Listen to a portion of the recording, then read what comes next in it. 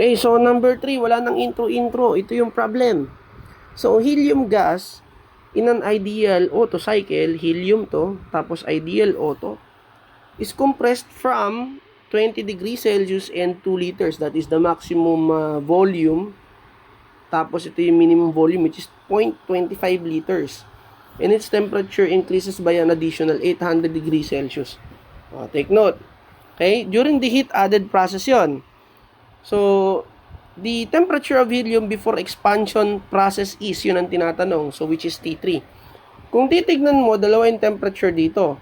Okay? Common misconception ng estudyante is, syempre, yung pinakamababang temperature that is as is, the lowest temperature ng cycle. And then yung 800 dito, dadagdagan nyo yung 20, kaya magiging 820. Mali yun. Okay? If you will notice, okay, drawing muna natin yung PV diagram natin. This is assuming this is 0.1, this is 0.2, 0.3, and then 0.4. Okay, iti-trace natin yan. Okay? Kapag kinompress ito, this is the maximum volume, which is V1. This is the minimum volume, which is V2.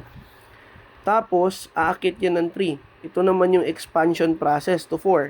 3, 4. Okay? So, meron ako dito ang temperature 1 na 20 degrees Celsius. Okay. Hold nyo muna. Yung 800 degrees Celsius, that is not T2. Okay? Iso-solve mo pa si temperature 2. Which is, yung T3 mo, simply is, ibig sabihin sa problem na to, let us read again, its temperature increases by an additional 800 degrees Celsius during the heat addition process. So, the heat addition process happens at 0.2 to 3, which is the maximum temperature for that is T3. Okay? So, yung T3 natin is equal simply to yung T2 daw umakyat pa ng 800 degrees Celsius. Ganun lang ka-basic yun.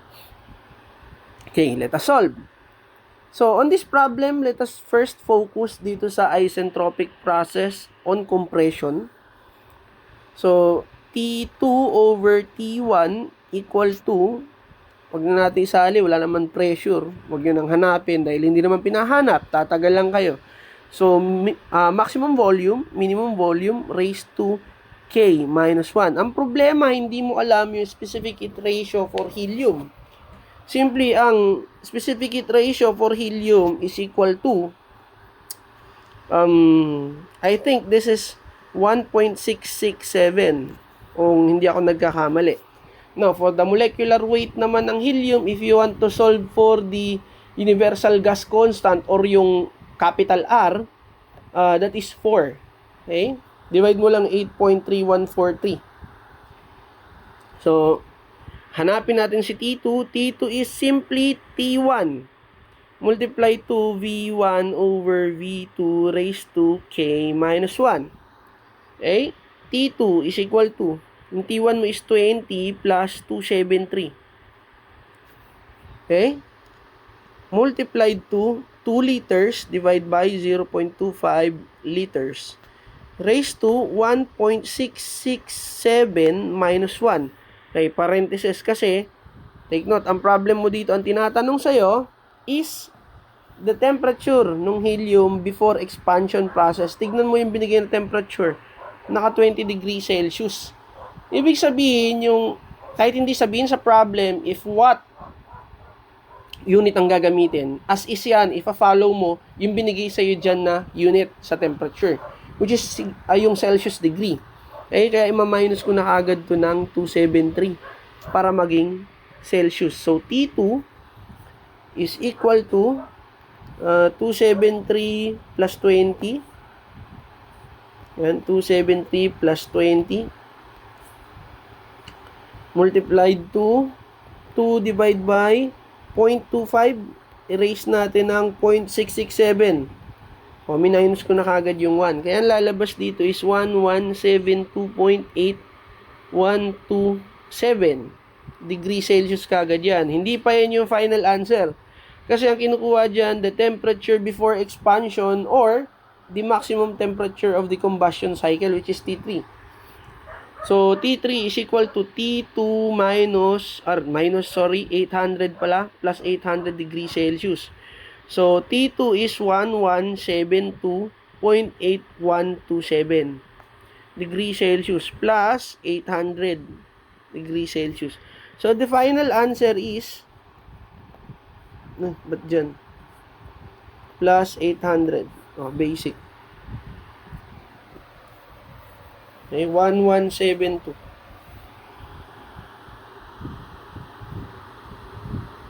Okay, 800. Tama ba? O, tama.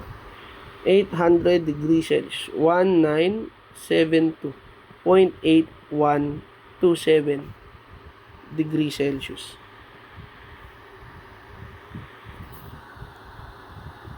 Ayan yung sagot niya. So, let us check ulit.